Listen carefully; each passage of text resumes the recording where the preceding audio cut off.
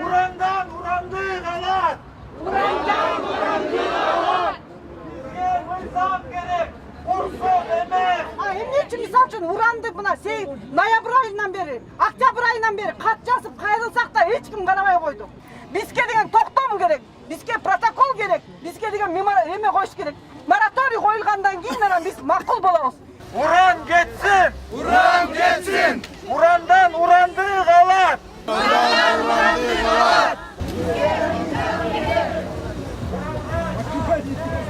Международное сообщество выделяет многомиллиардные вложения в наши хвостохранилища, а взамен мы берем на себя обязательство не разрабатывать урановые месторождения. Бүтүн Кыргызстанда уран казуу жана кайра иштетүүнү тыюу талап кылып атабыз да.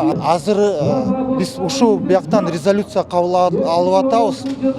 Эки активисттер менен азыр жергиликтүү бийлик иштеп атыптыр, аларга басым кылып атыптыр. Биз ошолор менен байланышып, ушундай токтотпосо, анда мындай улуттук акцияларга бир күндө, бир саатта бири-бирибизди колдоп, ушундай акцияларды баштаганга пландаштырып атабыз. Бирок мен ишенемин, буга жетпейт.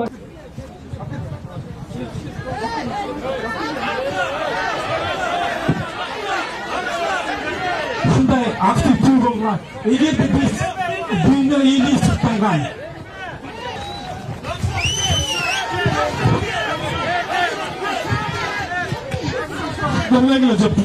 негедир башка бир жаш жигиттер келип алып сөз бергенге аракет кылып атышат. Ошол Улан Үсейн да өзүн алып келтирүү эле сурап алуу кандай негизде кимге сөз берүүнү ал чече алат? Билбейбиз, биз кимге сөз беришти биз түшүнгөн жокпуз, кимге сөз берилет, кимге сөз берилбейт экен. Бир жаш балдар келип алып туруп эле сөз берип атат, болду. А сиз мындай бир чукчулук сөз айтайын дегиңизби? Жок, мен болгон түшүндүрүп айтып коеюн деп атам. Эмне үчүн биз бул жерде маанилүү нерсе бар. Азыр өкмөт бул маселени чече албайт. Өкмөт чече турган маселе эми мындан ары сотко барат.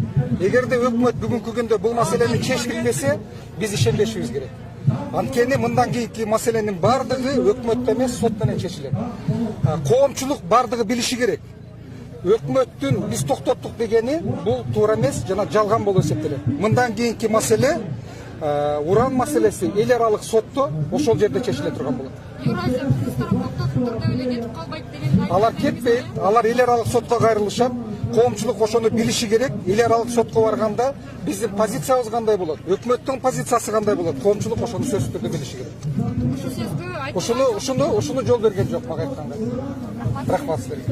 Бул мисалы азыр келген Улан Үсейн кайсы тараптан келип калышы мүмкүн деп ойлойсуз? Биз кайсы тараптан келгенбизде бул жерде эркин да бардык эми. Жаш балдарды келип атат, бардык күчтөр келип атат. Алар мүмкүн түшүнбөй атат, мүмкүн билбей атышат. Бирок мен болгон ушуну айтайын деген, сот маселеси эл аралык сотко барат. Өкмөт бул маселени чечпейт, ушуну коомчулукка айтып коюшубуз керек. Муну массалык маалымат каражаттары дагы бардыгыңар билишиңер керек. Уюштуруучу ким негизи? Бул жерде жок, бул жерде биз дагы уюштуруучубуз, уюштуруучулар көп, бирок ошону менен бирге жаш балдар дагы башка дагы күчтөр бар болсо керек бул жерде. Микрофон талашуу түпкү максаты эмне деп ойлойсуз? Мен ойлойм, кайсы бир башка күчтөр келген бул жерге. Ошол күчтөр өздөрү бул жерди контролдогонго аракет кылып атышат. Алар кайсы тарапка байланыштуу күчтөр болушу? Мисалы, биз уюштурган тарапта бул балдар жок болчу.